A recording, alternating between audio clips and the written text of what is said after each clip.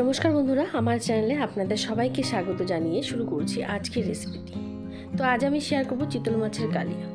তো চিতল মাছের কালিয়া তো আপনারা অনেকভাবেই খেয়েছেন, একবার আমার মতন করে খেয়ে দেখুন, আশা করি সবার খুব ভালো লাগবে। তো সবার প্রথমে চিতল মাছগুলোকে ভালো করে লবণ হলুদ মাখিয়ে ম্যারিনেট করে নিতে হবে।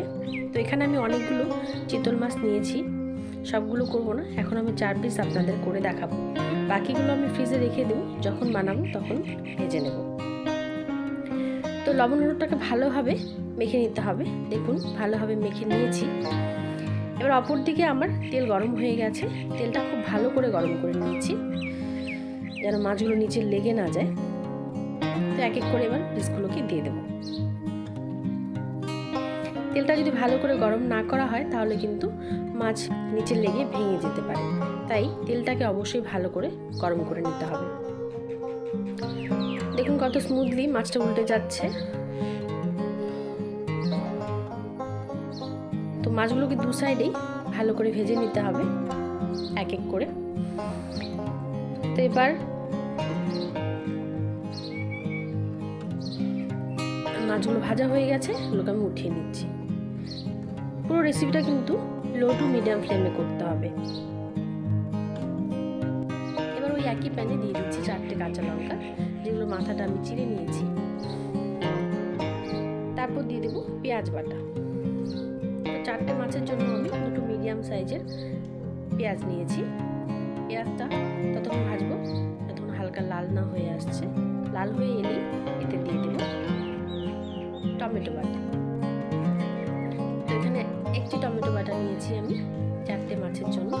হাফ টিস্পুন আদা বাটা। এবার দিয়ে দিচ্ছি স্বাদ মতো লবণ। তারপর দিয়ে দিচ্ছি হলুদ গুঁড়ো, জিরে গুঁড়ো, শুকনো লঙ্কার গুঁড়ো কালারের জন্য। এবার লো টু মিডিয়াম ফ্লেমে মশলাগুলোকে ততক্ষণ ভাজবো যতক্ষণ না মশলাটার থেকে তেলগুলো বের হয়ে আসছে। দেখতেই পাচ্ছেন মশলাটা এবার তেল ছেড়ে দিয়েছে। এবার দিয়ে দিচ্ছি একটি বড় কাপ দিয়ে 1 কাপ গরম জল। গরম জল দিলে কিন্তু যে কোনো তরকারি স্বাদটা অসাধারণ হয়। এবার এটিকে মিডিয়াম ফ্লেমে রেখে ঢেকে দেব। ঢেকে আবারও কিছুক্ষণ কষিয়ে নেব যতক্ষণ না এর উপরে তেল ভেসে আসছে। দেখুন জলের উপর তেলগুলো কত সুন্দর ভেসে আসছে। তবে মাছগুলো দিয়ে দিচ্ছি এক এক করে।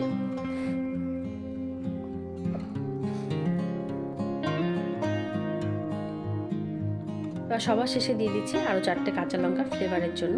আপনারা চাইলে স্কিপও করতে পারেন। মাছগুলোকে দু সাইডে উল্টে দেব। চিতল মাছের বেস্ট রেসিপি চিতল কালিয়া এবার তৈরি হয়ে গেছে। অসাধারণ টেস্টি। ঝোলটা এতটুকুই রাখবো, পরে ঠান্ডা হয়ে গেলে অনেকটা টেনে নেবে। এবার আমি এটাকে নামিয়ে নেব। নামিয়ে নিয়েছি, দেখুন 10 মিনিট হয়ে গেছে, কত সুন্দর ঝোলটা টেনে গেছে। এবার একটি প্লেটে আমি পরিবেশন করে আপনাদের দেখাচ্ছি। চিতল মাছের কালিয়া আর গরম ভাত, আহা যেন স্বর্গ। দেখেই জিভে জল চলে আসে। অবশ্যই বাড়িতে সবাইকে একবার করে খাওয়াবেন। আর ভিডিওটি ভালো লাগলে আমার চ্যানেলটিকে সাবস্ক্রাইব করতে